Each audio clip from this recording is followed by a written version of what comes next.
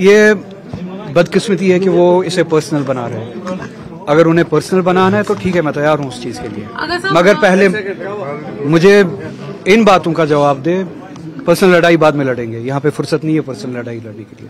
ये कश्मीर जो है इस वक्त एग्जिस्टेंशियल क्राइसिस से लड़ रहा है। हमारे इतने बड़े मामलात हैं जो किसी के पर्सनल ईगो से बहुत बड़े हैं। हमारे हजारों नौजवान जेलों में बंद हैं, उनका एड्रेस उन्हें पता है, उनके बारे में क्या किया अभी तक उस बारे में कुछ पता है? रोहल्ला कोई ज़ात नहीं है, मेरी कोई अहमियत नहीं है। उन हजारों नौजवान का एड्रेस उन्हें पता है जो जेल में अभी भी है विदाउट ट्रायल्स।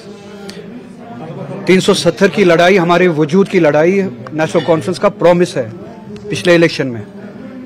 मेरी ज़ात की कोई हैसियत नहीं है। इस कौम को इस तशख़्ख़ुस की लड़ाई के लिए जो वादा दिया गया था, इस एक साल में हमने वो कहाँ पे शॉल और गुलदस्तों में बेच के खाई है वो लड़ाई। उसका एड्रेस है उनके पास।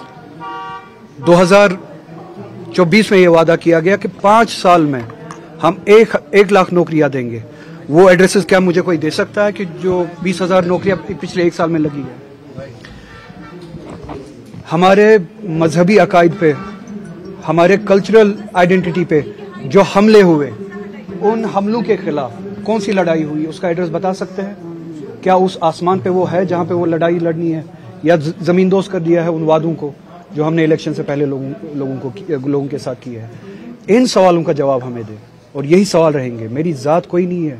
अगर किसी को अपना ईगो इशू बनाना है, वो मैं उस लेवल पे भी लड़ूंगा, मगर मेरी ज़ात की कोई इंपॉर्टेंस ही नहीं है। रोहल्ला की ज़ात की कोई इंपॉर्टेंस नहीं है, किसी और की ज़ात की कोई इंपॉर्टेंस ही नहीं है।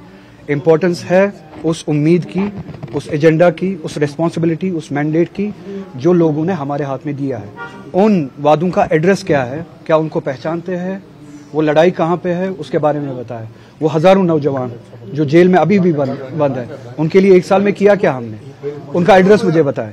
तो इसी तरह से बहुत सारे इश्यूज हैं जिनको लेके हम बात कर रहे हैं। किसी को ये जाती मसला बनाना हो बना ले, मुझे उससे कोई फर्क नहीं पड़ता।